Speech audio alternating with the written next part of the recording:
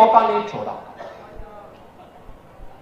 मौनी अमावस्या के दिन 8 करोड़ श्रद्धालु यहां पर था।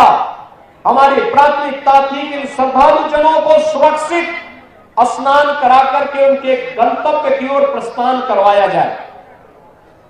क्या संगम पे, क्या ऐरावत घाट पर, क्या गंगा जी के किसी भी घाट पर, क्या रेलवे स्टेशन पर, क्या बस स्टेशन पर, क्या अगल बगल के जनपदों में इतना बड़ा समागम प्रयागराज आने की लिए तत्पर दिखाई दे रहा था।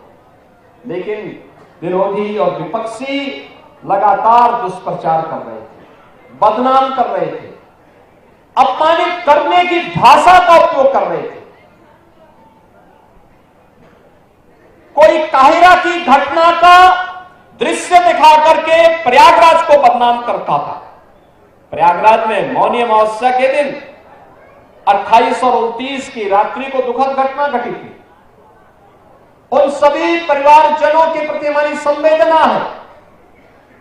लेकिन बहनों और भाइयों, उसकी आड़ में काहिरा की घटना को, काठमांडू की घटना को, किसी अन्य जगह की घटना को प्रयागराज से जोड़ करके बदनाम करने की साजिशें हो रही थी। मुझे लगता है कि जनता जनार्दन ने एक सिरे से उन्हें खारिज करके प्रयागराज महाकुंभ में आकर के साबित किया कि नहीं, तुम्हारे दुष्प्रचार में अब नहीं आएंगे, सनातन का ध्वजा अब कभी झुकने वाली नहीं है।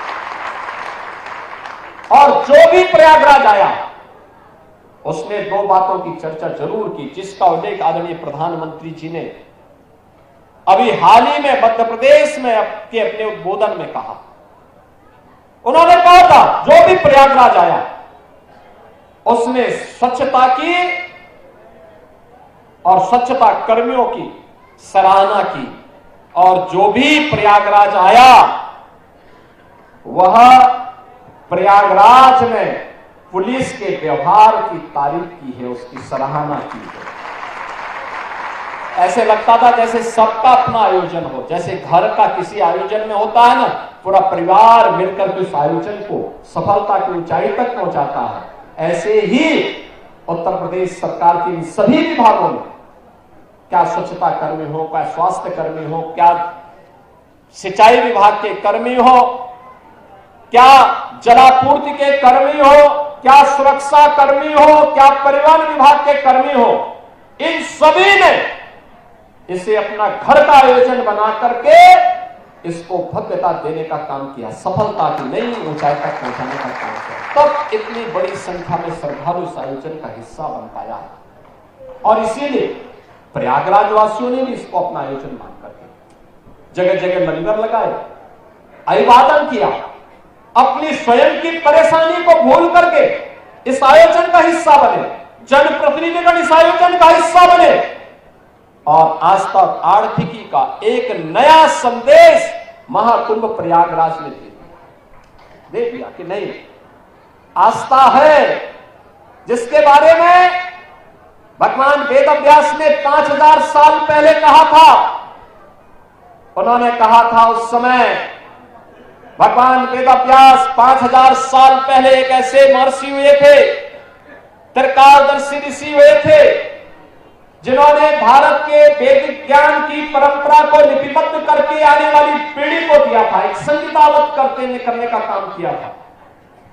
भारत के अंदर वेदों को संहिताबद्ध करने का कार्य रहा हो, पुराणों और पुराणों को लिखने की शैली वर्तमान पीढ़ी को देने के लिए इसकी शुरुआत भगवान वेदव्यास ने की।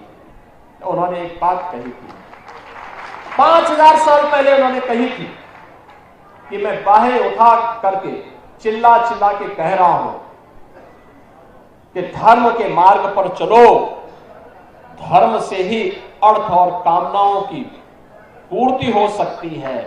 और प्रयागराज महाकुंभ ने भगवान वेदव्यास की इस वाणी को सत्य साबित किया है। लाखों रोजगार मिले हैं। उत्तर प्रदेश की अर्थव्यवस्था में एक नया आयाम छूने के लिए उतावला दिखाई दे रहा है। कौन नहीं आया, किसने नहीं किया? शिवालिक पार्क नगर निगम ने बनाया, जितना इन्वेस्ट किया था उससे कई गुना उसने मुनाफा कमा लिया। ऐसे ही अन्य तमाम स्थानों पर ये चीजें हमें देखने को मिली। और मुझे तो सबसे अच्छा यह लगा कि जब खन्ना जी 80 साल की उम्र में अपने को कहने लगे कि अब मैं तो 60 साल का हो गया, यानी अपनी उम्र को उन्होंने 20 वर्ष कम करके दिखाया है कि अगले कुंभ में भी वह आपके साथ यहां के कुंभ में हिस्सेदारी बनने के लिए पूरी तत्परता के साथ काम करना चाहते हैं।